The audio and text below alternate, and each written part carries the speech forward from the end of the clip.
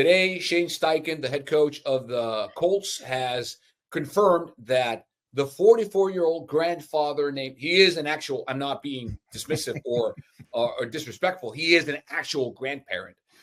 Philip Rivers, who was taken from we were doing 49ers postgame live when Matt Mayoko got an email from Canton saying, this is real, saying, we're going to send you the ballot again because, well, guess what? There's a guy there that's not eligible anymore, and he must be removed.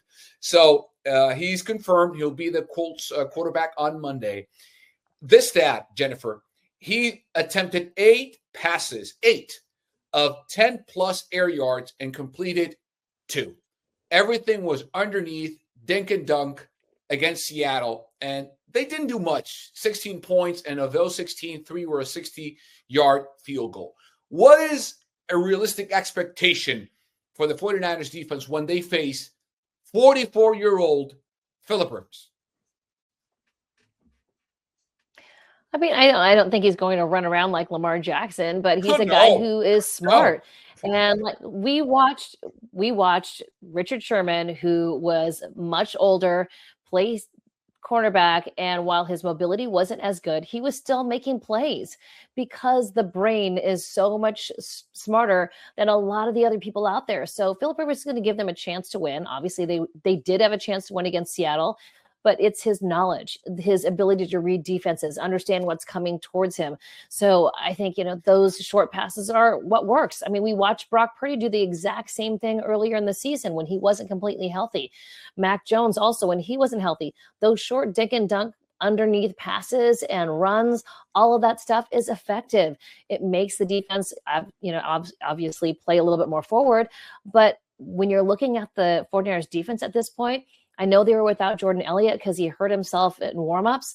But, I mean, that interior of the defensive line all struggled in this game. So if he can take advantage of any shortcomings of that defensive line, they could win a game. I mean, this is not a gimme by any means now that Daniel Jones is gone and it's Philip Rivers. Philip Rivers is a smart. I think the Rams are the best team in the NFL. I think the Super Bowl team very, very far. And JLC, you're 100% correct. I watched all 27 of Philip Rivers dropbacks, and they were exclusively 3-step drops and either get it out quick or hitch, move up in the pocket. And to your point, JLC, if there's nobody there, that's a quarterback's best friend to move up in the pocket and get the ball out there. Or if Philip Rivers did have to move laterally yesterday, it wasn't that swift. It was just to evade pressure and get the ball out. We just had the graphic up where his yards per attempt was only 4.4 yards per attempt. So what does that say about what the Niners need to do next week?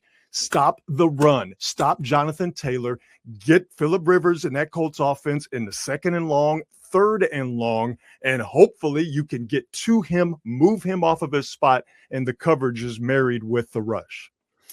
Let me ask you this question. He doesn't want to get hit. No, he is 44 years old. He does not want to get hit. He's going to do whatever it takes to not let anyone hit him. He is not going to hold the ball long enough for you to hit him legally. Trust me. And here's the other thing I wanted to find out is how does his body react to a week after being hit? Because, I mean, again, before this week, he was sitting comfortably in his couch with his 10 kids, his grandkid, and just watching football. And now he's in it with pads and getting, they kicked out of him. That can't be helpful or beneficial for his health. So we'll see what happens. Let's project something.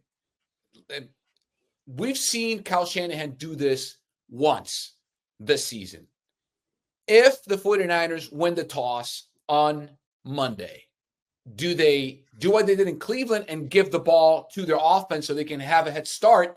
And we know they're one of the best first drive offenses in the NFL. So you have the Colts trying to play catch up and see if you can get an early 14-point lead. I mean, touchdown, then you stop, and then a 14, and then you take the run out, put more pressure on Philip Rivers. Or if you win the toss, you defer and try to go for the 2-for-1 on after halftime. Yeah, he's going to defer. The only reason he accepted the ball was because of the win situation in Cleveland, which was very impactful on the game. So they wanted to make sure that they were going with the wind in the fourth quarter, just in case they need to do a last-minute field goal or passing. I mean, I still am impressed that Brock pushed the ball down the field against the wind at the end of the second quarter. Just really, really impressive performance by Brock Purdy. No, they got the double up yesterday, with the Pinheiro 33-yard field goal. Tennessee finished out the half with the missed field goal. The Niners got the ball back in the second half because they deferred in the first half. And then Jawan Jennings had that touchdown reception. So that's Kyle Shanahan's MO.